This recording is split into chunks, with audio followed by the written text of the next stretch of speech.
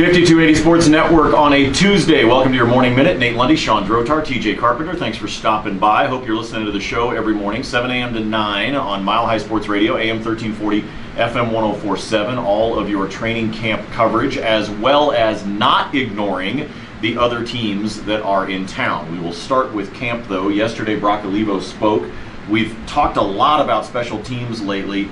Shawn, they seem to have hired the right coordinator to be able to push these guys forward. Do they have the talent? I think they actually do have the talent. To me, this is about coaching, about understanding that the focus from Olivo on up is going to be something that's emphasized here. I think that having a great special teams coordinator is a terrific part of the equation, but the team itself, from the head coach and even above that, needs to emphasize this as a priority.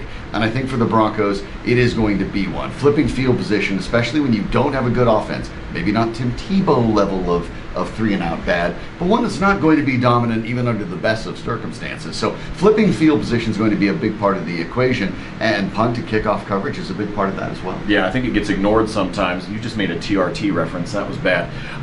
We know that the field position is so important, but TJ, it comes down to because you're so good on defense. If you can put a team back, now you can set Von Miller loose. Absolutely, and Von Miller's looked fantastic so far in training camp. That's no surprise to anybody, but you've seen, especially in big games, when given ample opportunity to pin an offense back, he takes advantage.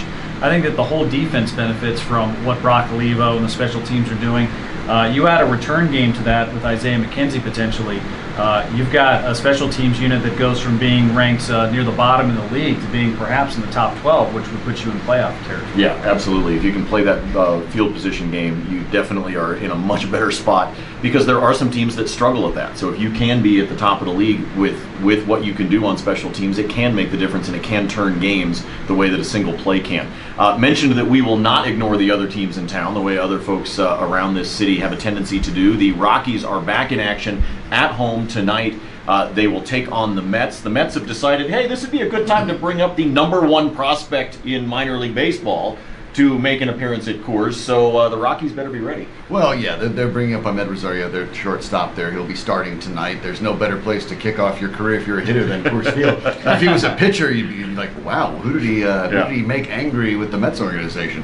But in this case, there's actually a pretty good history of guys making their major league debuts in Coors Field and hitting home runs. So hopefully that isn't something the Rockies deal with tonight, as they hope to build momentum after a very good series against the Nationals on the road, something that they've been atrocious at the last 3 weeks. An opportunity to really get going against the Mets, and then after that the Phillies, get some distance between them and the Brewers as they try to really lock down a wild card spot in August. And you brought up Coors Field, TJ. This is important. They have 27 games in the month of August, but 16 of them are at home. This is a chance to be able to kind of put a footprint down in the win-loss column because you're going to be at home. Yeah, and really easily too against the Mets. I don't care if he's the #1 prospect in baseball. By the way, I thought you were talking about Tim Tebow. Who would sell more tickets, Tebow or Rosario at Coors Field? That's 2 TRT references. You're both banned from the rest of this video. Rockies in action tonight, 6:40 first pitch against the Mets. The Broncos are off today from training camp, back at it again tomorrow, where we are scheduled actually to talk to Eric Studesville, running backs coach for the Broncos tomorrow. Get some insight on what we expect out of the running game. We're looking forward to that. But for now, for TJ, for Shawn, I'm Nate. Have a great Tuesday. We'll see you.